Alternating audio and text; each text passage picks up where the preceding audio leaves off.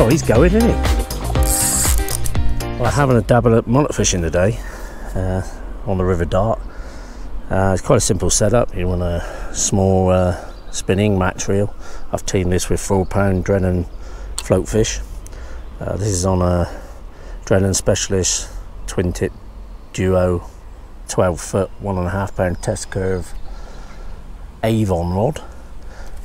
I've got an Avon float on there as well with a shot capacity of 3 AA. I've got a lock-in shot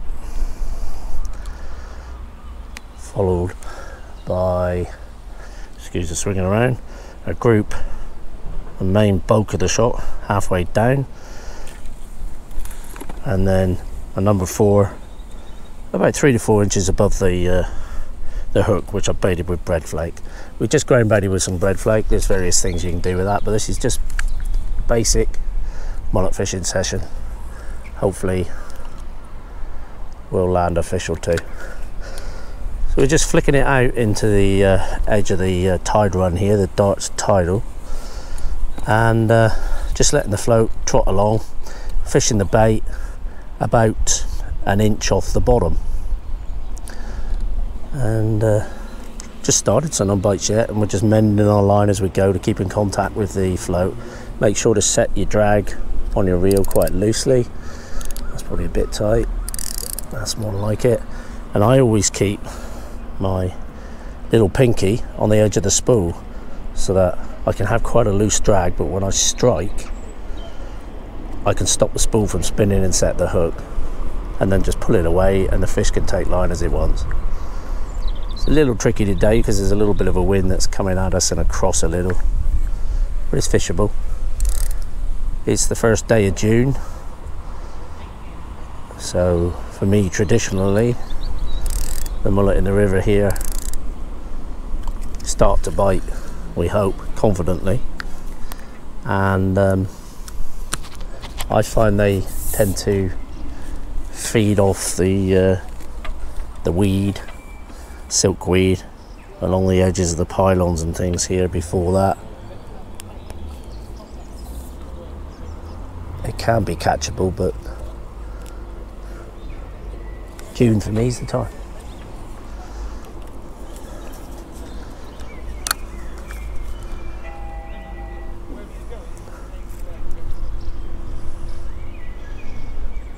Oh, see that one out there, Mike?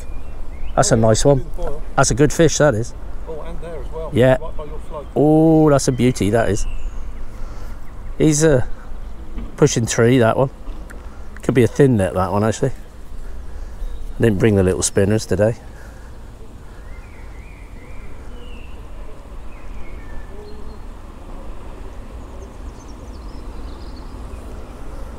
Just keep mending that line.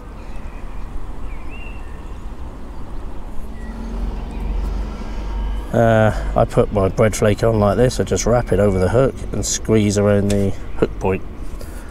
When you strike the squeeze around the eye, sorry, rather than the hook point. When you strike it, it'll come through that bread.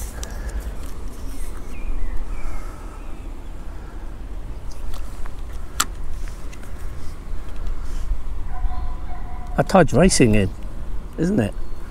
Yeah. You're having a few troubles with the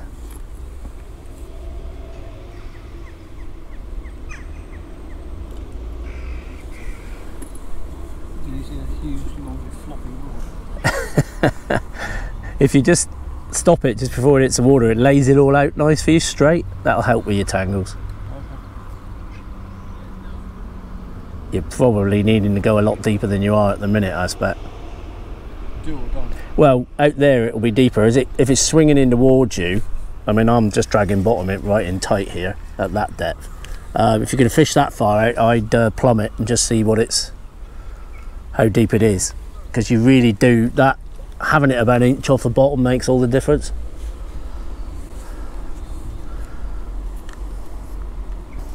You almost want it to be sort of every so often just catching the bottom. Yeah, that's what I'm which is, at the moment.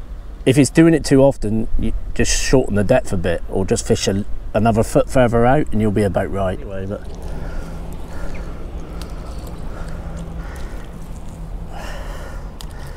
I thought we might have had a bite.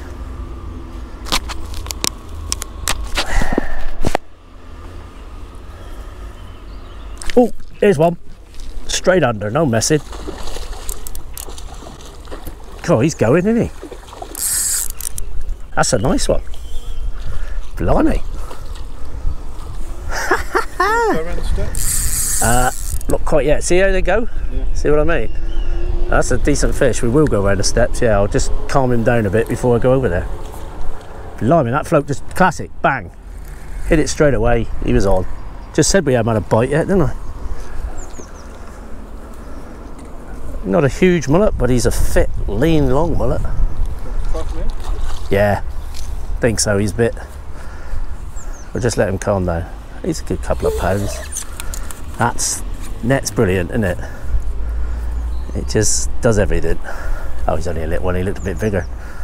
I'll take that though every day. Yeah. Early June the 1st, and there we go. He's actually double hooked. There he is. Quite tough lips on this one. They're barbers. Yeah, they're barbless hooks. Always fish barbless hooks. As long as you keep the tension on them, you're fine. Well, you've got that bit going on. Still get back in.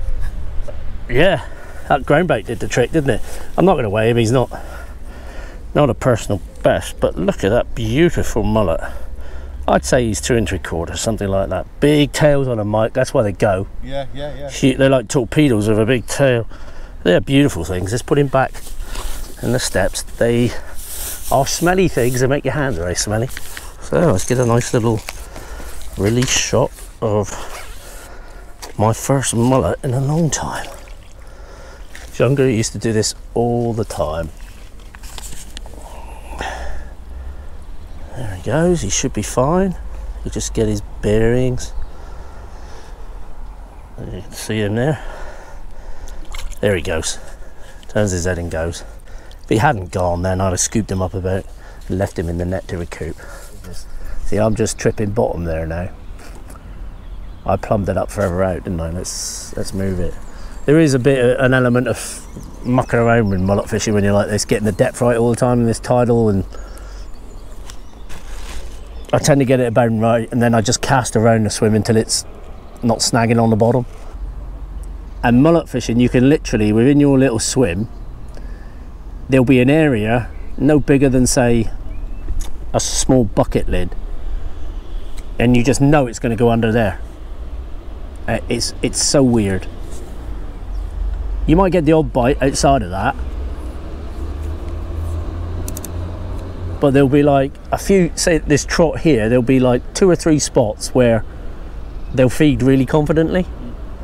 Outside of that, you'll get the odd bite, but it'll be tentative bites.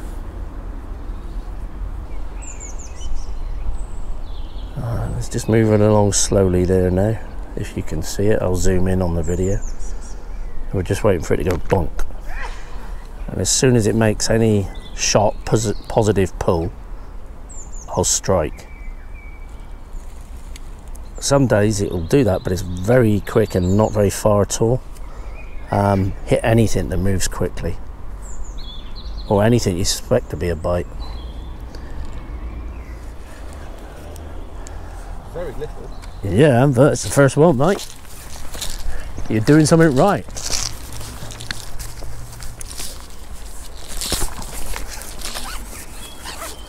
Get on. Whenever you're ready. I know he's little, but we don't want him to come off, do we?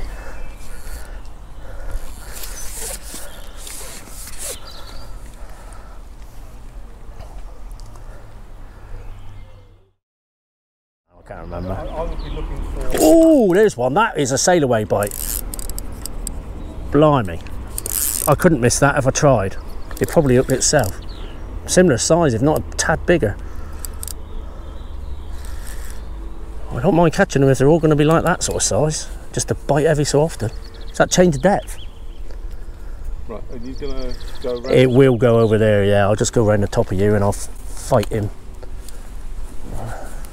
A similar size could even be a... I don't know, it looks a bit longer, doesn't it? Cool. He went.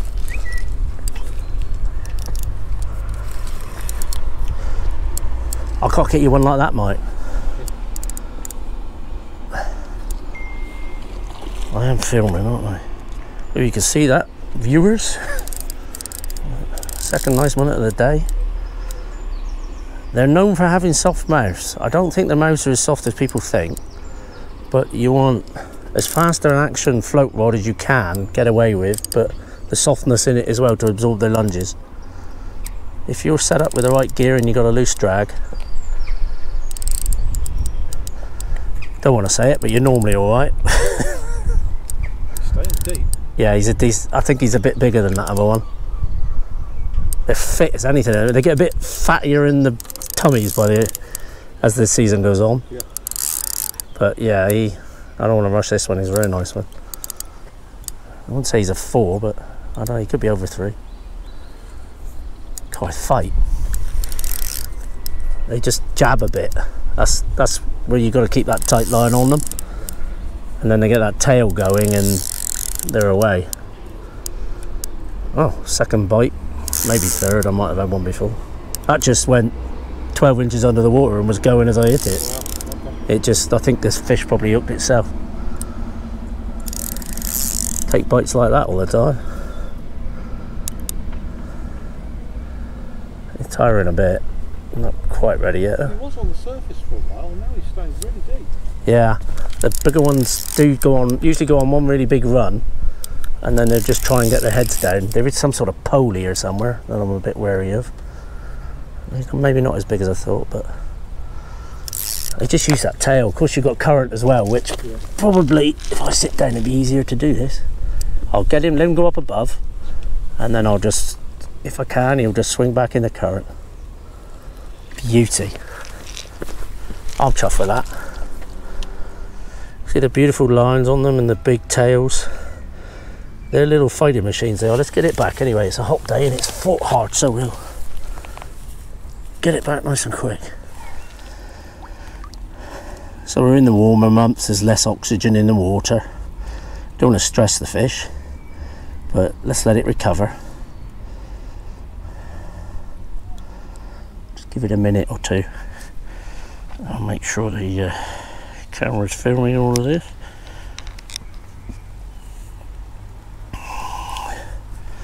You can see the fish in the net there. I'd say that's pushing 3 pounds. Maybe not 3, but beautiful fish. You saw how fast it ran, and you can imagine if you hook one twice the size of that. They're slimy fish, they're smelly fish. People do eat them, but I wouldn't. I think they taste awful. They taste like mud. When you scale them, if you do, they have huge scales on them, but I just think they're beautiful creatures and I want to put them back. So I hope you do the same, because that will grow into something a lot bigger than that. There he is, look at that. Stunning animal, isn't it? Straight out.